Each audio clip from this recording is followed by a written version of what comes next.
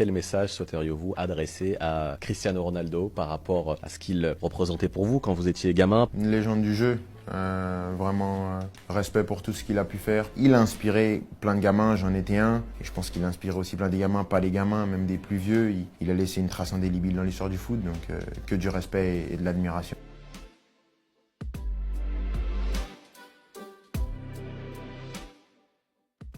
Plus de 1200 matchs, près de 900 buts, 5 Ligues des Champions, 5 Ballons d'Or, un championnat d'Europe et une infinité de records éclatés, Cristiano Ronaldo est bien plus qu'une légende vivante du football, il est le symbole même du travail. Sa carrière témoigne d'une volonté qui l'a amené à repousser les limites du possible sur et en dehors du terrain. Je pense que parmi toutes les histoires qu'on a eu l'occasion de retracer sur cette chaîne, celle du Portugais est sûrement une des plus attendues. Le GOAT est encore en activité, il continue d'émerveiller les fans du ballon rond. Et après avoir franchi la barre symbolique des 900 buts en carrière, on se sentait obligé de faire un retour en arrière sur l'une des carrières les plus légendaires de ce sport. Voici un voyage à travers la carrière phénoménale d'un athlète hors norme.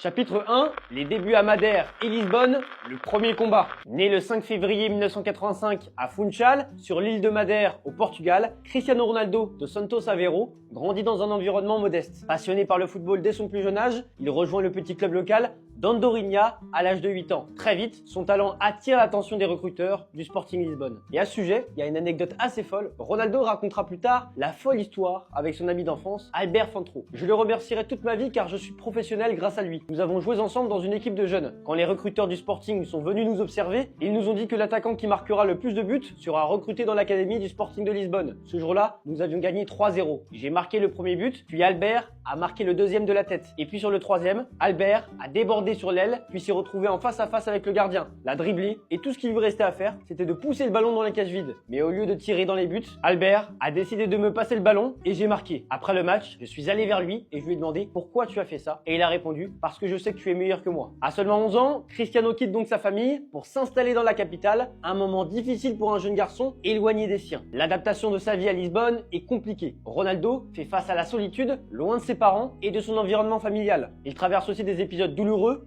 comme les moqueries sur son accent. Selon certains témoignages, il aurait même lancé une chaise sur un professeur après une remarque déplaisante sur ses origines. Colérique le Chris, déjà à cet âge. Mais c'est cette adversité qui forge le mental de fer de Ronaldo. Et il vivait tellement mal l'éloignement avec sa famille que sa mère prend une décision, elle quitte Madère pour venir s'installer à Lisbonne. À 15 ans, un autre obstacle majeur surgit, un problème cardiaque qui menace sa carrière naissante. Opéré au laser pour réguler son rythme cardiaque, il se remet de l'intervention plus vite que prévu et le jour même, il est de retour en pleine forme. Cet épisode ne fait que renforcer sa détermination et à 17 ans, le talent de Cristiano est déjà trop grand pour être ignoré. Sous la direction de l'entraîneur Laszlo Bologna, il fait ses premiers